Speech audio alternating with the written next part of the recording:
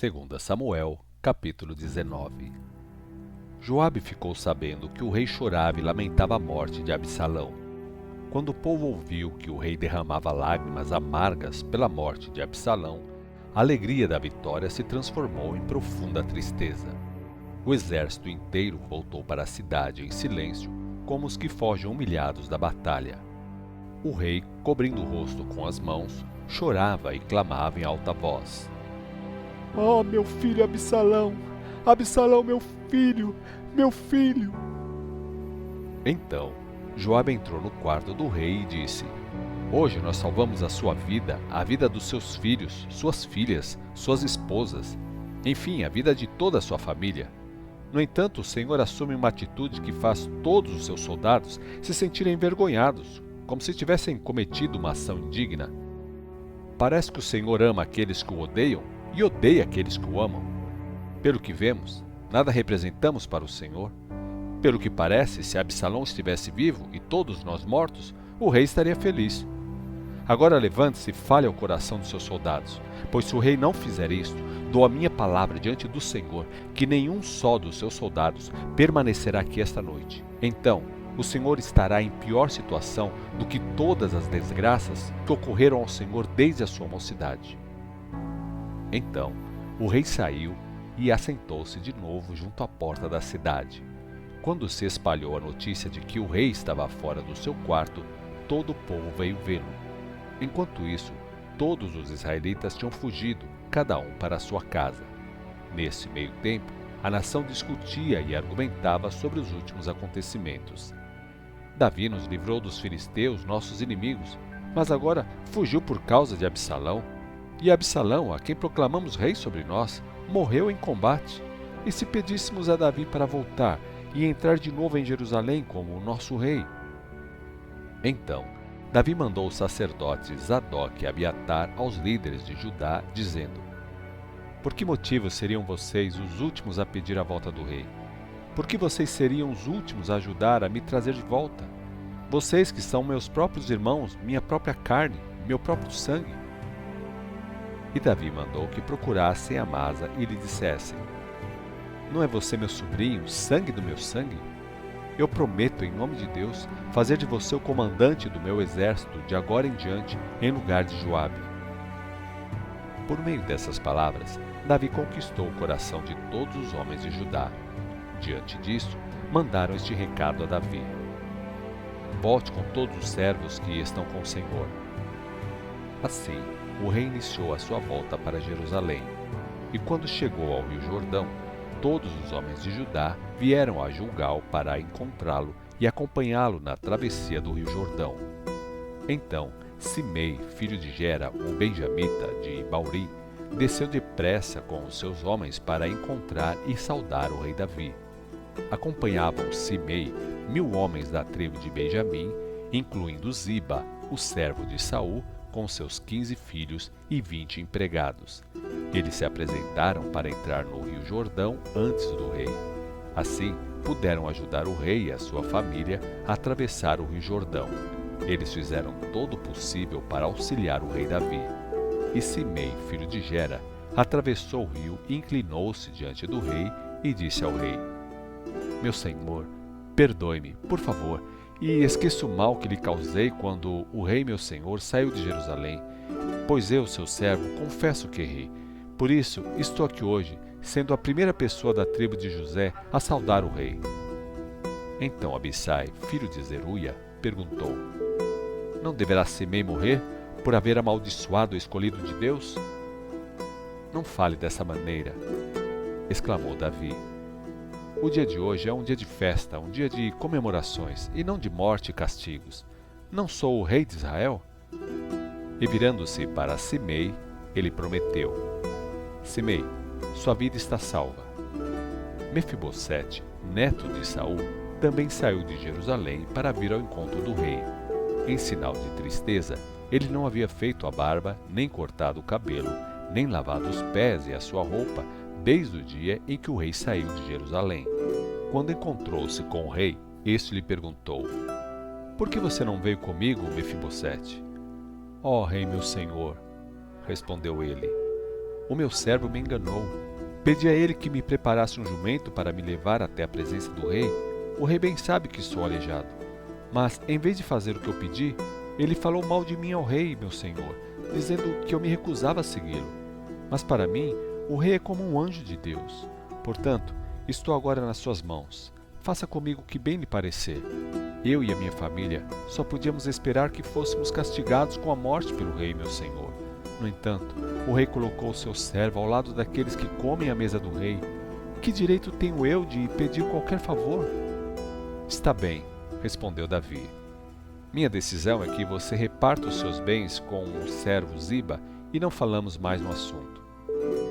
Mas Mefibosete respondeu: Pode entregar todos os meus bens a Ziba, agora que o rei meu senhor voltou em paz para sua casa. Barzilai, de Gileade, também saiu de Rogelim para prestar auxílio ao rei na travessia do rio Jordão. Barzilai já era bastante idoso e estava com cerca de 80 anos. Ele foi quem tinha sustentado o rei e seus soldados durante a sua fuga, quando estava em Manaim, pois era muito rico. O rei disse a Barzilai: Venha comigo para Jerusalém, e lá eu cuidarei de você. Barzilai respondeu: Quantos serão os dias dos anos da minha vida para que eu viva com o rei em Jerusalém? Estou com 80 anos, não sei mais a diferença entre o que é bom e o que é mal. O seu servo mal sente o sabor do que come e bebe. Será que eu poderia ouvir a voz dos cantores e cantoras? Eu seria simplesmente um peso para o meu rei. O seu servo já se sente honrado em poder atravessar o Jordão com o seu rei. Isso me basta. Permita que o seu servo volte, a fim de morrer na minha cidade e ser sepultado ao lado dos meus pais. Mas pode levar o meu servo Quimã em meu lugar e fazer por ele o que achar melhor. O rei disse: Quimã irá comigo. Farei por ele o que você achar melhor, e tudo que você me pedir farei. Assim, todo o povo atravessou o Jordão com o rei, e Davi beijou e abençoou Barzilai e despediu-o em paz para sua casa. Depois, o rei foi a Gilgal e levou Quimã consigo. Todo o exército de Judá e metade de Israel acompanharam o rei.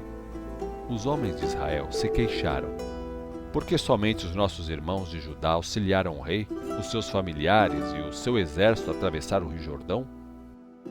O que há de errado nisso? Perguntaram os homens de Judá. O rei é da nossa própria tribo. Por que vocês estão reclamando? Por acaso pedimos dele o nosso sustento ou tomamos dele algum presente? Não há razão para aborrecimentos. Mas os israelitas disseram aos homens de Judá: Mas há 10 tribos em Israel. Portanto, temos 10 vezes mais direito sobre o rei do que vocês de Judá. Por que então vocês fizeram pouco caso de nós? E lembre-se, nós fomos os primeiros a sugerir o retorno do nosso rei. E a discussão continuou, e os homens de Judá foram ainda mais severos em seus argumentos do que os homens de Israel. 2 Samuel, capítulo 20. Então, um homem briguento chamado Seba, filho de Bicri, da tribo de Benjamim, tocou a trombeta e gritou: Que temos nós a ver com o rei Davi? Não temos herança com o filho de Jessé. Venham, homens de Israel, vamos embora daqui. Assim, todos os homens de Israel se uniram a Seba e abandonaram Davi. Mas os homens de Judá ficaram com o seu rei e o acompanharam desde o Jordão até Jerusalém. Quando Davi chegou ao palácio em Jerusalém, o rei ordenou que as suas 10 concubinas que haviam ficado ali para cuidar da casa fossem separadas numa casa. Ele as sustentou, porém não teve mais relações com elas. Assim, permaneceram no palácio como se fossem viúvas até o fim da vida. O rei deu a seguinte ordem a Amasa: Reúna as tropas de Judá e se apresente com elas dentro de 3 dias.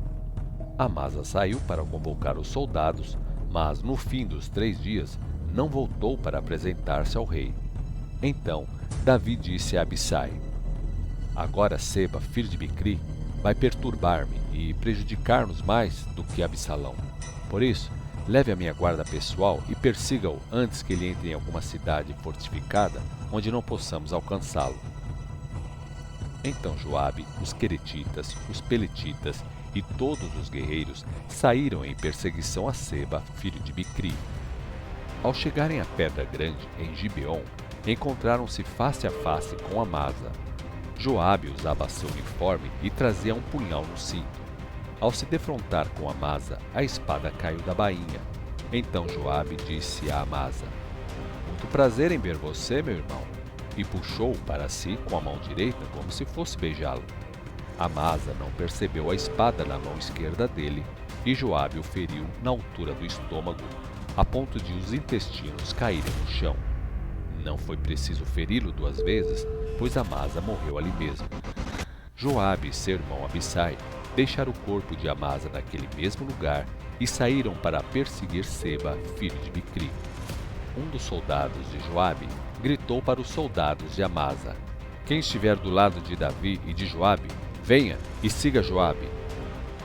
Os homens de Amasa não tinham coragem de deixar o corpo dele ali no caminho, no meio de uma poça de sangue. Os que chegavam paravam para ver.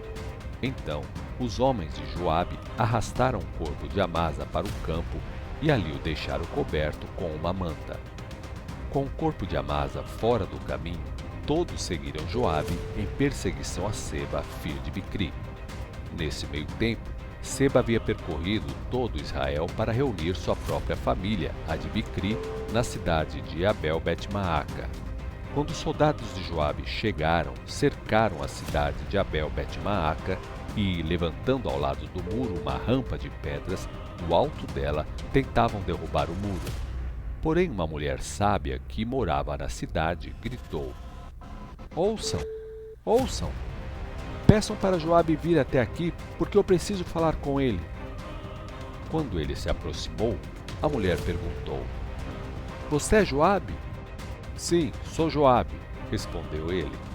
Ela continuou: "Ouça o que a sua serva tem a lhe dizer." "Estou ouvindo", disse ele. E a mulher continuou: "Há uma frase que se tornou conhecida: se tiver algum problema para resolver, busque conselho na cidade de Abel. E assim que resolviam os problemas. Você está procurando destruir uma cidade antiga, onde sempre dominaram o amor e a paz. Além do mais, uma cidade que sempre foi leal a Israel. Como pode você então destruir o que pertence ao Senhor?" E Joabe respondeu: "Não é nada disso que queremos fazer. Longe de mim destruir e arrasar esta cidade. Tudo que queremos é um homem chamado Seba, filho de Bicri, das colinas de Efraim, que se rebelou contra o rei Davi. Se você me entregar este homem, deixaremos a cidade em paz." "Muito bem", respondeu a mulher. "Prometo que jogaremos a cabeça deste homem para você do alto do muro." Então, a mulher procurou o povo e, sábia como era, foi atendida no seu conselho. Cortaram, pois, a cabeça de Seba, filho de Bicri, e a atiraram para Joabe. Diante disso, Joabe fez tocar a trombeta, reuniu seus soldados e cada um voltou para sua casa. E Joabe voltou para o rei em Jerusalém. Joabe era o comandante do exército. Benaia, filho de Joiada, era o comandante da guarda real e comandava os queretitas e os peletitas. Adonirão cuidava dos que estavam sujeitos a trabalhos forçados. Josafá, filho de Ailube, era o historiador que registrava os acontecimentos. Seva era o secretário. Zadoque e Abiatar eram sacerdotes. Eira, o Jairita, era o ministro pessoal de Davi.